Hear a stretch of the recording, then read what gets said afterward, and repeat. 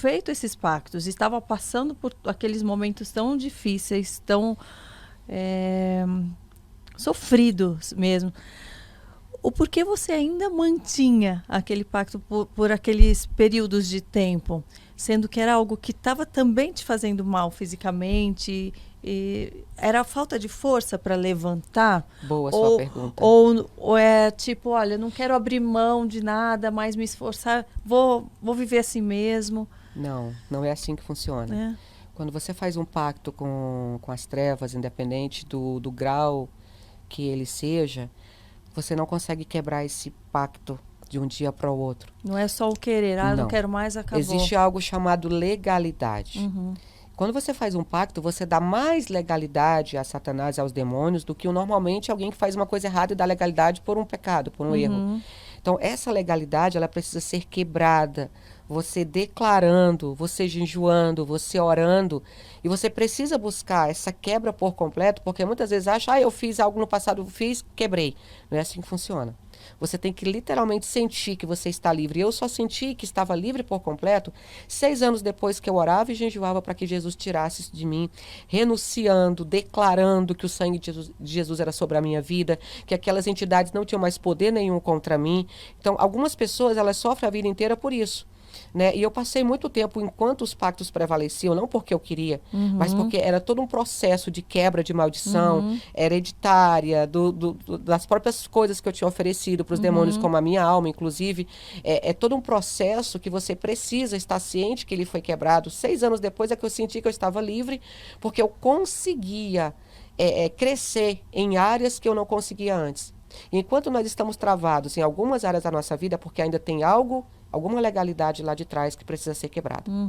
Por isso que a gente aconselha, quem trabalha com libertação, que quem precisa passar por um processo como esse, procure uma pessoa que tenha experiência em quebra de maldição, porque nem todo pastor trabalha com isso. Nem todo mundo que ora sabe fazer uma quebra de maldição, um desligamento no reino espiritual. Nós acabamos ligando a nossa alma em algumas coisas. Não quer dizer que Deus não use a pessoa porque ela tem o pacto, está em processo de libertação. Deus usa. Mas para ela crescer, para ela evoluir como servo de Deus, o que Deus quer que ela seja, ela precisa literalmente quebrar e desligar de tudo. E isso leva tempo e muita dedicação. E ajuda de outras pessoas que tenham mais, que tenham também essa influência, né? E tem esse conhecimento. Na verdade, aqui no Brasil, para ser sincero, eu só conheço 4 pessoas que fazem esse trabalho. Né, que, claro, tem pastor que expulsa demônio, uma coisa é expulsar demônio, outra coisa é você entrar na briga de alguém para desfazer isso no reino espiritual. Só conheço 4 pessoas que trabalham a fundo com isso, e assim, o acompanhamento de 7 a 1 ano, de 7 meses a 1 ano, leva um pouco de tempo, dependendo do desempenho da pessoa, de como ela também vai crescer espiritualmente. É muito importante, se alguém sofre com essa causa, ler sempre a Bíblia. Você precisa declarar a Bíblia, porque quando nós declaramos a palavra de Deus em alto e bom som, as trevas não aguentam. Jesus venceu o diabo pela palavra. Nós também vencemos as trevas pela palavra, mas nós precisamos declarar, não só ler, declarar e trazer para a nossa vida, crendo que o que nós estamos lendo na Bíblia é para nós, tomando posse daquela palavra. E ter a consciência de que eu sou o que a Bíblia diz que eu sou. E a Bíblia diz que eu sou mais que vencedor em Cristo, que eu sou co-herdeiro com Cristo, que através do sangue de Jesus ele me fez vencedor na cruz do Calvário. Eu preciso ter essa consciência. Quando Paulo fala lá em Efésios 6 sobre a armadura do cristão, que ele fala que nós precisamos ter capacete da salvação. O que é o capacete da salvação? Eu preciso estar segura de quem eu sou em Cristo e que o meu nome está escrito no livro da vida e que um dia eu vou morar lá. Quando eu tenho certeza da minha salvação, do filho, da filha que eu sou de Deus, o inimigo não vai lançar pensamentos negativos na minha mente. O capacete da salvação é a confiança de salvação em Deus. Couraça da justiça, que muitas pessoas acham que é um colete que eu vou colocar aqui. Sim, você não está errado. Porém, esse colete ele vem acompanhado de atitude. Uma pessoa injusta, uma pessoa que trata mal as outras pessoas, que ela não costuma usar da mesma justiça que ela quer para si com as outras pessoas, ela não tem a couraça da justiça. Couraça da justiça eu faço para o próximo o que eu gostaria que fizesse comigo. Sim. Isso é nítido, como quando a Bíblia diz, ama o teu próximo como a ti mesmo. Sim. Cinturão da verdade. Se a gente não colocar uma calça folgada e não colocar um cinto, a calça cai, você fica nu. Claro. E tem muitas pessoas que falam, foi só uma mentirinha. Não, foi só uma coisinha pequena. Não, eu nem menti, eu só ocultei. Sim. Não tem diferença. A Bíblia diz que Jesus é o caminho, a verdade e a vida. Se ele é a verdade, o que foge disso não é dele, nós precisamos também falar com a verdade todo o tempo. Sim. Né? Paulo vai falar do escudo da fé. Por que a fé é um escudo? A fé é o firme fundamento das coisas que eu não vejo, mas eu creio. Se eu tiver fé do tamanho de um grão de mostarda, eu vou ordenar os montes que se mudem e eles vão obedecer. Através da nossa fé, nós trazemos à existência o que não existe. E a nossa fé que nos mantém de pé, eu não vejo, mas eu acredito. Eu não vejo Deus literalmente, o rosto dele ali, mas eu sinto Deus, eu sei que Deus está ali. Isso também representa a fé. A espada, que é a palavra de Deus, né? Quando Jesus está lá no Monte das Oliveiras, que ele está sendo tentado, que Satanás, olha o que Satanás diz para ele: se tu és o Filho de Deus. Ele já sabia que Jesus era. Claro. Se tu és, me prova. Tipo Sim. assim, transforma as pedras em pão e come. Eu quero ver se tu é mesmo filho de Deus. Desafiando, né? Que Jesus diz, nem só de pão viverá o homem, mas de toda palavra que sai da boca de Deus. Jesus combate as trevas, não foi no murro, nem no grito, nem no... Vou falar aqui, no reteté, como o povo fala, que acho que o povo não sabe nem o que é reteté. Reteté era um ritual de magia negra feito antigamente dentro de um público que eu não sei como falar aqui, na África. Ele era usado. Essa palavra reteté não tem nada a ver com o cristianismo. As pessoas não sabem nem o que estão falando. Então, assim, Deus, Jesus vence o inimigo através da palavra. Não foi com murro, nem foi pisando, nem foi pulando. Foi com a palavra, declarando. Então, quando nós declaramos, nós tomamos posse para a nossa vida, nós fechamos brecha no reino espiritual. Sandália da preparação do evangelho. A melhor maneira de eu pregar o evangelho não é falando. A Bíblia diz que nós precisamos ser testemunhos vivos. Vocês são as minhas testemunhas. A Bíblia diz que aquele que leva... Quão maravilhosos são os pés daqueles que pregam as boas novas, porque aonde a gente pisa, a Bíblia diz que ainda que tenha morte, vai haver vida. Aonde nós colocarmos a nossa mão, tem que prosperar, tem que ter vida, tem que ter crescimento, porque nós levamos a presença do Espírito Santo dentro de nós para onde nós entrarmos. Então, se ele está conosco, se nós somos esse templo do Espírito Santo, não é, Jesus, eu vou ali, entra comigo, sim, porque ele está dentro de mim. Ele está dentro de você. As pessoas precisam ter essa consciência. Então, quando nós tomamos posse dessa armadura, sem faltar nenhuma parte dela, nós literalmente conseguimos ser mais usados por Deus, enxergar as coisas com mais visão espiritual e sermos o que Deus quer que a gente seja. Tem muita gente perdida que não sabe nem quem é. Sim. Não sabe nem quem é o Espírito Santo. Sim, sim. A gente vê. Você acredita que hoje em dia o mal, né, principalmente, né, no mundo espiritual, ele tem se multiplicado e atuado mais fortemente nos tempos atuais, de acordo com o que a gente tem visto, os acontecimentos, tantas tragédias, as pessoas pervertendo o evangelho, né, diminuindo valores. Você percebe isso? Sim, eu percebo, mas isso também é uma coisa que a gente tem que lembrar que é bíblico. Sim. A Bíblia diz que no final dos tempos o amor de muitos esfriaria. Por que o inimigo age? A Bíblia tem uma passagem muito interessante. A Bíblia é toda interessante, mas quando eu leio essa passagem que diz: resistir ao diabo pela fé, e ele fugirá de vós. Para o mal agir, ele precisa de alguém. Ele precisa de um corpo. Então, se o mal tem agido com mais frequência, quem é o culpado? Nós. Os culpados são os homens, que têm dado mais legalidade para o mal do que para Deus. E muitos, você pergunta, por que você fez isso? Ah, foi o diabo que me tentou. Não, irmão, pode criar vergonha na cara. Foi o diabo não, é safadeza sua. Porque a Bíblia diz que quando nós resistimos o diabo, ele foge. Sim. Agora, se... Tem pessoas que são mais fracas que outras, né? E Paulo ainda diz que a gente tem que suportar essas pessoas. Elas não aguentam uma tentação, seja qual for, que ela já está cedendo e tudo vai botar a culpa no diabo, ou bota a culpa em Deus. Não, o culpado somos nós. O maior inimigo espiritual do homem não é o diabo. É o homem mesmo. É o próprio homem. O domínio próprio, ele serve para nós controlarmos o nosso eu. Sim.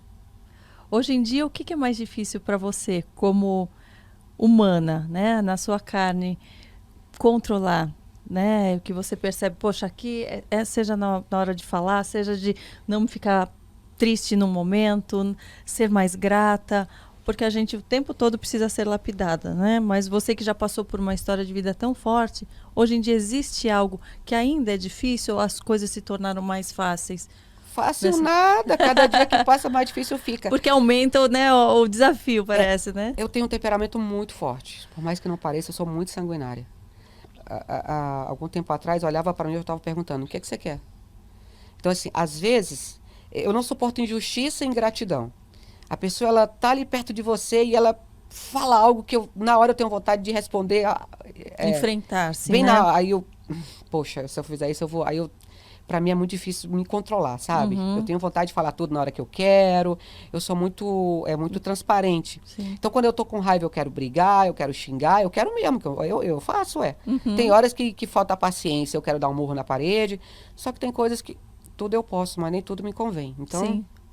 isso é difícil para mim, Sim. controle da minha língua. Sim.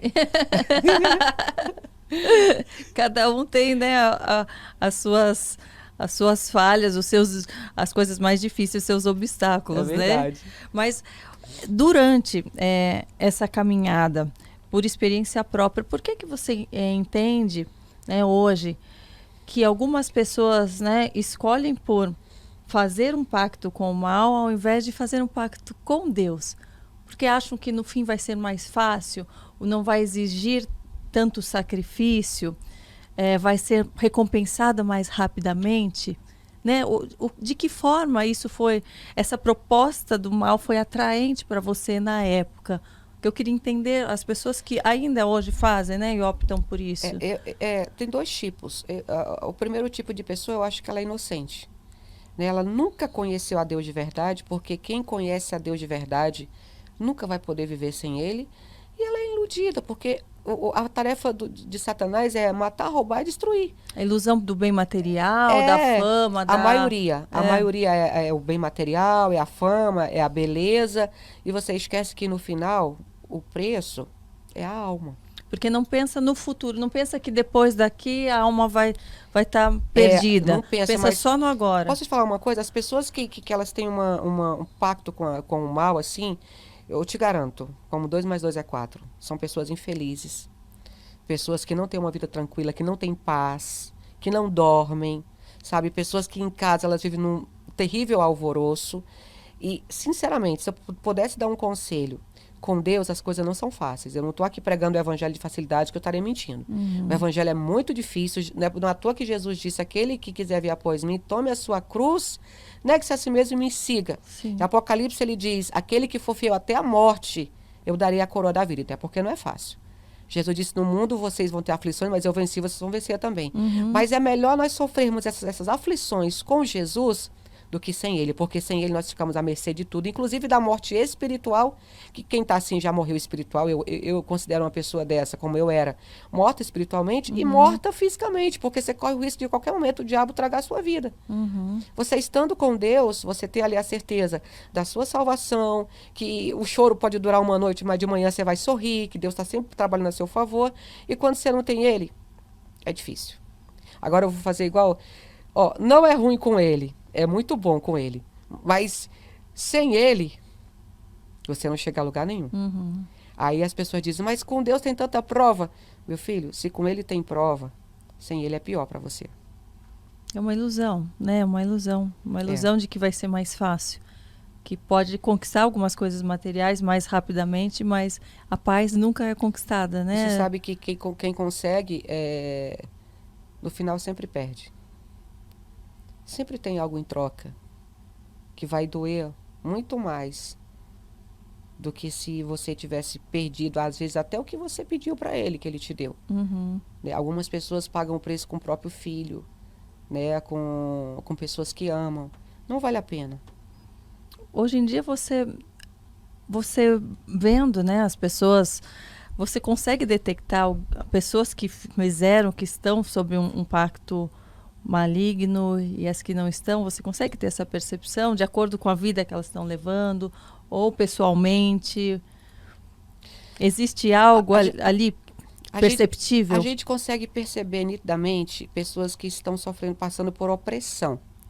Essa questão do pacto em si, se a pessoa está no processo de libertação, você só consegue discernir se você ora por ela, né? Que você vai ali sentir o que está acontecendo, mas ali, olhando de imediato, você consegue saber quem tem uma opressão, quem está sobre um jugo acorrentado, algo do tipo. Mas a questão de quem fez o pacto, quem não fez, não dá para se ver assim no olho, não é tão simples. Uhum. Em alguns casos, sim, mas a maioria não.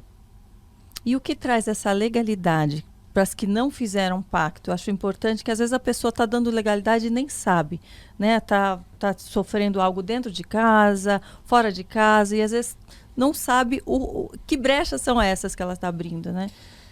Tudo que não condiz com a palavra de Deus abre legalidades para o outro lado. Nós só temos dois caminhos. Quando a gente não está servindo a um, está servindo ao outro.